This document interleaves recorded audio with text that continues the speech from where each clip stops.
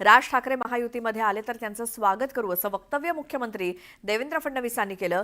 सध्या तरी आमची शिवसेना आणि राष्ट्रवादी सोबतच महायुती आहे, पण जर कोणी सोबत येत असेल तर त्यांचं स्वागत असेल असं ते म्हणाले।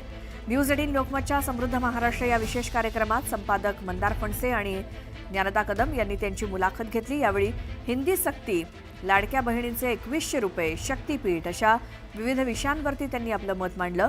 स्टार्टअपमध्ये महाराष्ट्र नंबर 1 असून त्याला अधिक समृद्ध करण्यासाठी आम्ही काम करणार असल्याचं त्यांनी म्हटलं।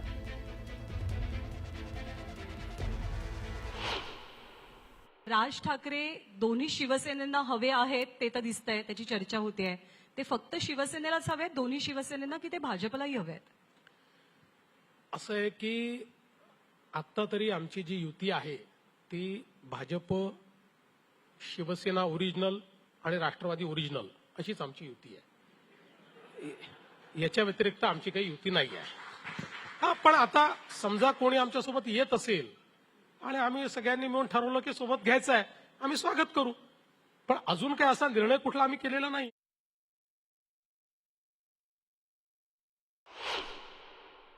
महानगरपालिकेच्या निवडणुका नसत्या तर कदाचित इतके वेगळ्या पद्धतीचे विरोध झाले नसते। पण ते मित्र होते तुमचे, राज ठाकरे तुमचे मित्र आहेत? नाही, आहेत ना, त्याला काय, म्हणून काय झालं, त्यांच्या भूमिका आहेत, आमच्या भूमिका आहेत। शेवटी सगळ्यांच्या सारख्या भूमिका असतात एका पक्षात राहिले असते ना, त्यामुळे भूमिका काय त्यांची वेगळी असू शकते, असेल त्यांची वेगळी भूमिका। मी एवढंच सांगतो, मी काय हे सांगतोय, उद्धव ठाकरेंनी जर एखादा रिपोर्ट स्वीकारला आणि आता त्याच्या विरुद्ध ते बोलतायत, याचा अर्थ काय आहे? राजकीयच आहे ना।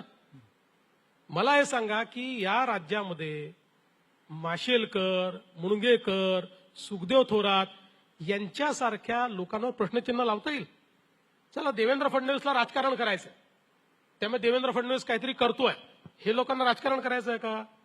मग त्यांनी जर एखादा रिपोर्ट दिलेला आहे आणि तो तुम्ही स्वीकारला आणि आता उलट जाता, याचा अर्थ राजकीय आहे, याचा अर्थ मराठीचं प्रेम नाही आहे, याचा अर्थ राजकीय आहे।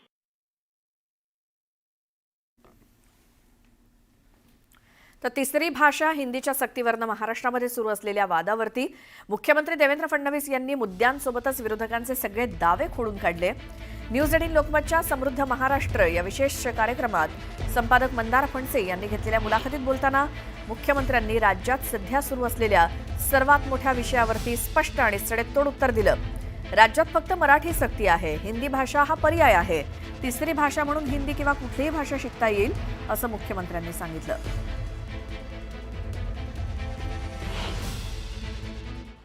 पहिली गोष्ट तर महाराष्ट्रामध्ये मराठीची सक्ती आहे, हिंदीची सक्ती नाही।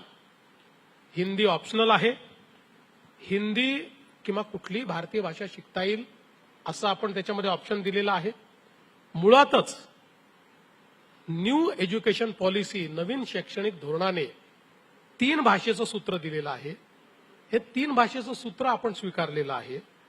आता मला याच्यामध्ये थोडं तुम्हाला सांगितलं पाहिजे की ज्यावेळेस NEP 2020 आला त्यावेळेस महाराष्ट्रामध्ये महाविकास आघाडीचं सरकार होतं, उद्धव ठाकरेजींचं सरकार होतं। उद्धव ठाकरेजींच्या सरकारने याच्यावर अभ्यास करून नीती ठरवण्याकरता एक कमिटी तयार केली। त्या कमिटीचे अध्यक्ष माशेलकर साहेब होते, त्याच्यामध्ये डॉक्टर मुणगेकर, सुखदेव थोरात यांच्यासारखी प्रमुख मंडळी होती, 18 लोक होती। या सगळ्यांनी एक रिपोर्ट तयार केला आणि तो रिपोर्ट 2021 साली उद्धवजींच्या सरकारला दिला। 2021 साली उद्धवजींच्या सरकारने तो स्वीकारला आणि तो स्वीकारल्यानंतर त्याच्यावर पुढची कारवाई झाली।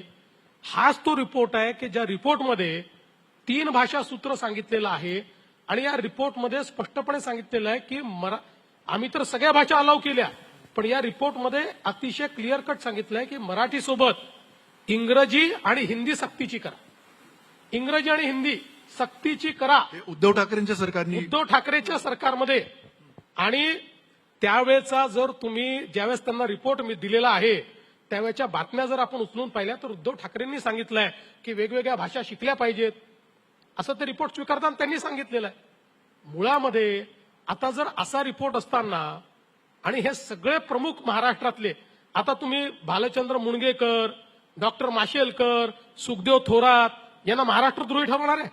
यांनी असा रिपोर्ट दिला म्हणून ते महाराष्ट्रद्रोही होणार आहे? आपण हे समजून घेतलं पाहिजे की एक सायंटिफिक प्रोसेस आहे आणि त्या प्रोसेसमध्ये आपले विद्यार्थी पुढे कसे गेले पाहिजेत या दृष्टीने तयार केलेलं त्रिभाषा सूत्र आहे.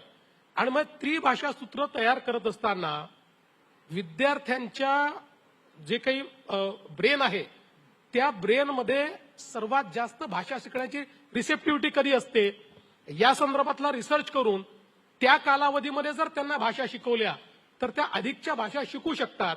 अशा प्रकारचा मुद्दा त्यात समोर आलेला आहे. हा काही आमच्याकरता प्रेस्टिज इश्यू नाही. आम्ही एका मिनिटात सांगितलं की कुठली भाषा शिका, हिंदी शिकली पाहिजे असं नाही. प्रश्न हिंदी सक्तीचा नाही, सक्ती नाहीच आहे, हिंदीला विरोधाचा आहे. यांचा विरोध हिंदीला आहे.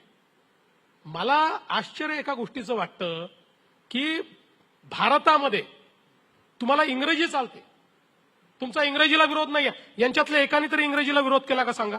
एकाने तरी केला का? नाही केला. इंग्रजीला विरोध नाही आहे, हिंदीला विरोध आहे, भारतीय भाषेला विरोध आहे. हा विरोधाभास आहे.